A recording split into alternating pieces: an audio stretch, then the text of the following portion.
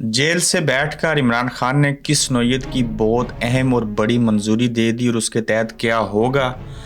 अब हम कर्नलिज्म नहीं बल्कि जर्नलिज्म करेंगे। सहाफ़ी डट गए। नून लीग के इमरान खान से किस नौयत के तरले और मिन्नतें की जा रही हैं।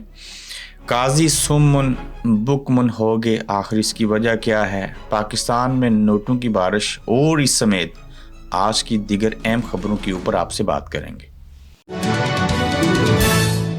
अस्सलाम वालेकुम, आप देख रहे हैं गोरखतंदा अबरार कुरैशी, आपसे मुखातिब हूँ। पाकिस्तान के अंदर पिछले 1.5 से 2 सालों में बहुत सारी चीज़ें हुई।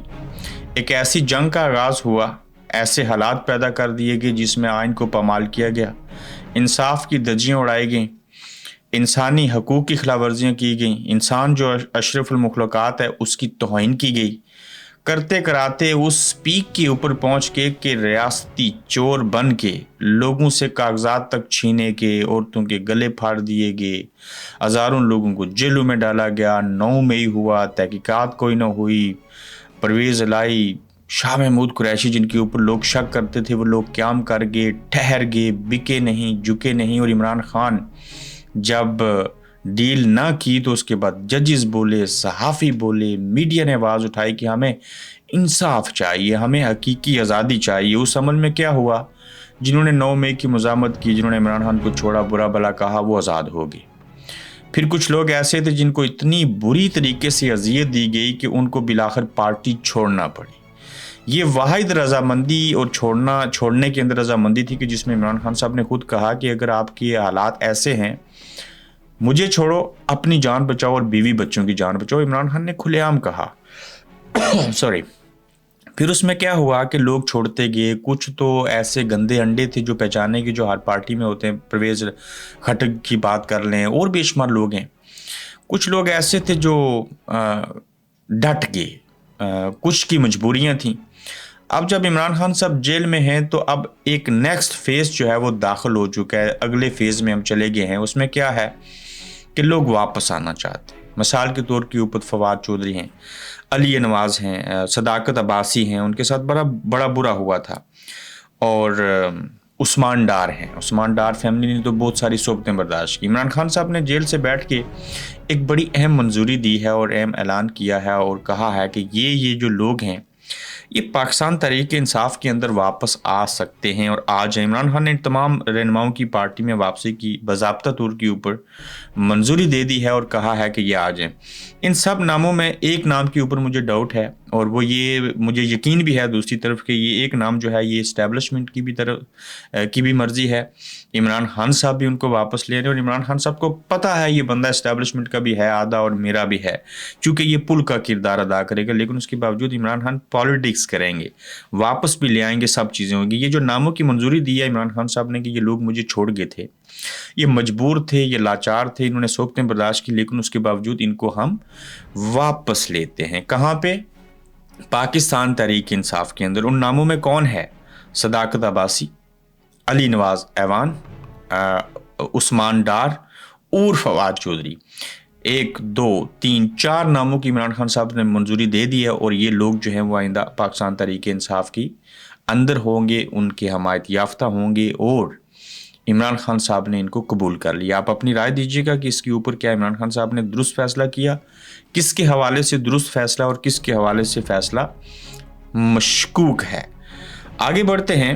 पाकिस्तान के अंदर आसमा जहांगीर साहिबा मरहुमा की जो कॉन्फ्रेंस होती है, उनकी बरसी कह लें, उस मौके के ऊपर उससे मंजूर पश्तीन को तो निकाल दिया गया था, लेकिन हामिद मीर और दिगर लोग गए थे। हामिद मीर ने बड़ी अच्छी तकरीर की और खुलेआम और सरेआम बोले और बनाना रिपब्लिक उस मुल्क के अंदर बोलना जहाँ जज्जों को इंसाफ चाहिए, जहाँ कोई किसी को गोली मार दे FIR नहीं होती, जहाँ अरशद शरीफ जैसे लोगों को मार दिया जाए, जहाँ कोई किसी को भी मार दे FIR हो भी जाए, जज सो मोटो ले भी ले, फिर भी कुछ नहीं होता। क्यों?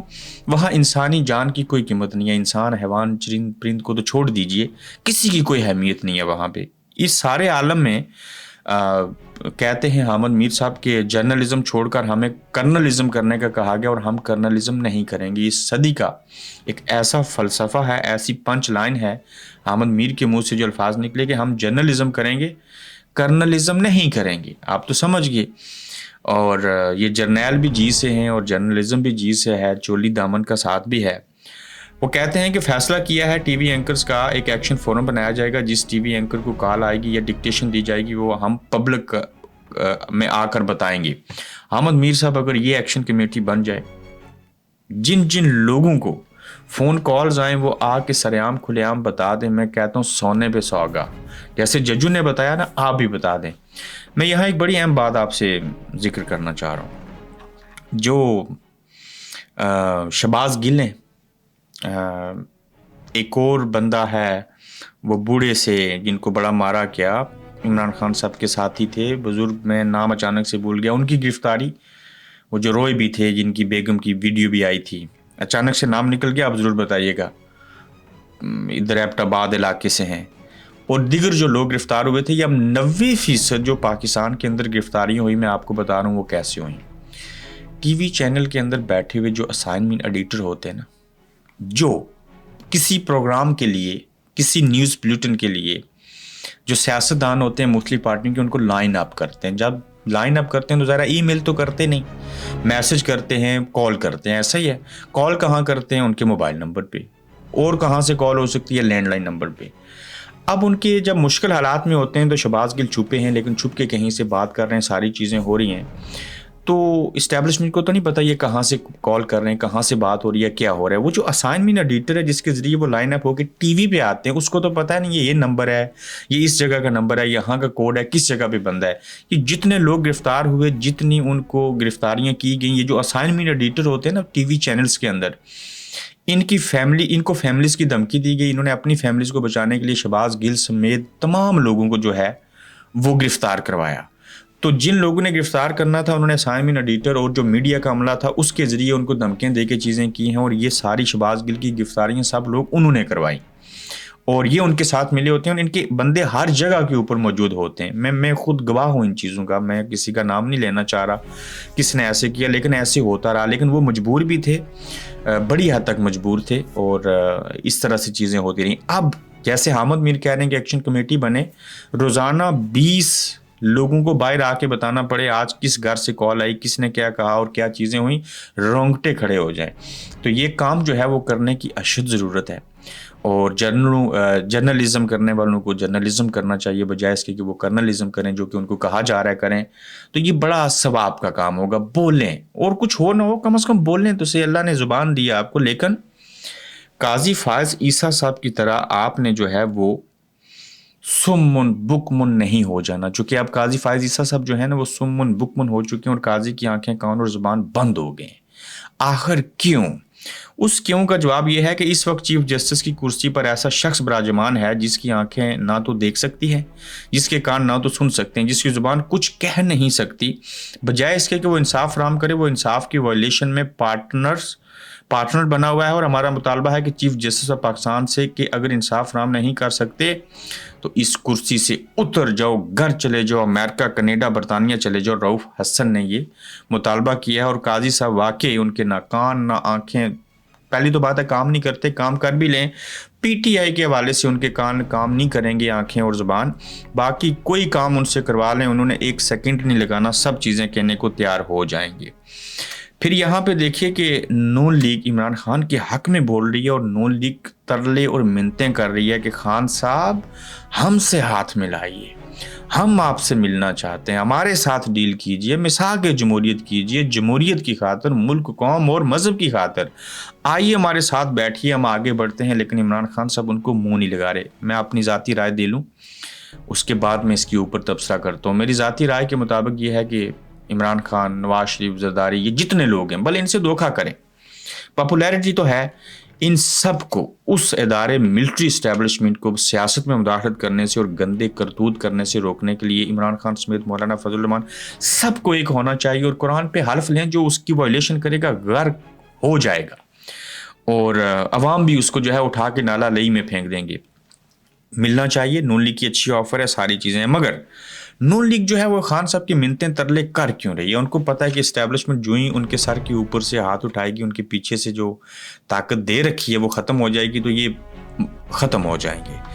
اب یہ کوشش کر رہے ہیں کہ ہم کہیں جی کہ ہم نے تو اپنی طرف سے کوشش کی, ہم نے تو مفاہمت کی چیز کی اور ساری چیزیں کی ہیں, لیکن عمران خان نہیں مان رہے. لیکن جس عمران خان کو چرسی, شرابی, نشئی, یہودی, ایجنٹ, پتہ نہیں کیا کیا کہتے تھے, اس عمران خان کے بارے میں اب نون لیگ پتہ کیا کہتی ہے, سن لیجئے. عمران خان قومی لیڈر ہیں, تمام جھوٹے کیسز ختم ہونے چاہیے, سیاسی قید نہیں ہونی چاہیے. شاہ محمود کو ہتکڑیوں میں دے کر دکھ ہوتا ہے.